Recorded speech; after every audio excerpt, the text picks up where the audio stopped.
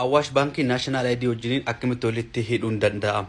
Akkuma viidiyoo waa'ee baankii daldala Itoophiyaa isiniif hojjechaa ture, koomentii tokko dubbisaan ture kan Awaash Baankii isiniif hojjedhu kan jedhu isaan wal qabatee viidiyoo kana ibsa tokko si kennuu barbaada waan ta'eef seeraan dhaggeeffadhaa.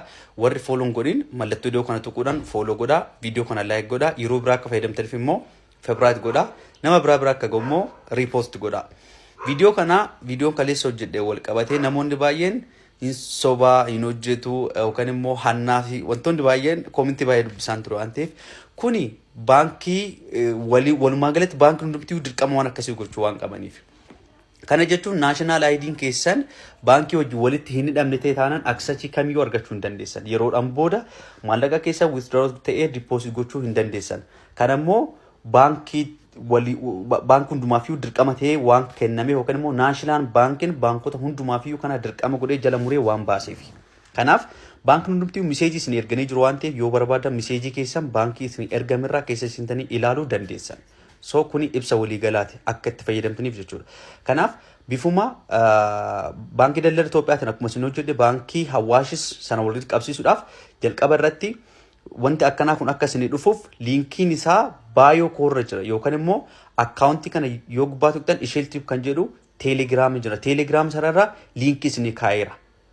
Liinkii eega tuqxaniin booda bifa kanaan isiniif dhufa. Bifa kanaan yoo isin dhufe iddoo kanatti jira maal jedhaa verify identity kan jira. Isarra gaafa tuqxan miseejii adda addaa isinii fiduu danda'a.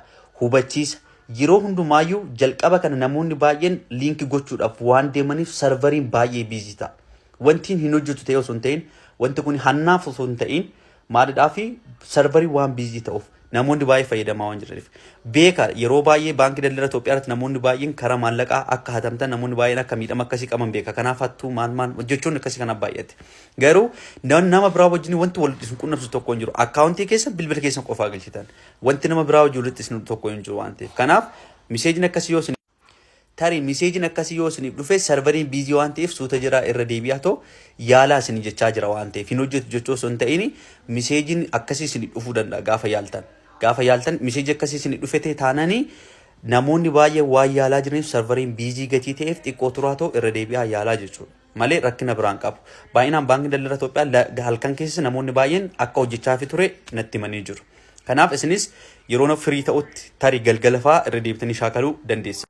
Isa kana liinkii kana asirraa argachuu dandeessan. Iddoo kanatti akkuma agartan https://fayda.awashbank.com kan jedhu kana isa argattanii liinkii iddoo kana jiru kanarraa iddoo kana ilaalaa isheeltiif kan jettu kana teelegiraam irratti yoo barreessitan teelegiraama kan koo chaanaalii nama 3,000 ol qabu jira achirra seentanii achirraa argachuu dandeessan. Inni kun immoo mandaatoriidhaa dirqama gatii ta'eef akka yeroodhaan akkaawuntii keessan naashinaal ID wajjin walitti hiitan isin hubachiisa.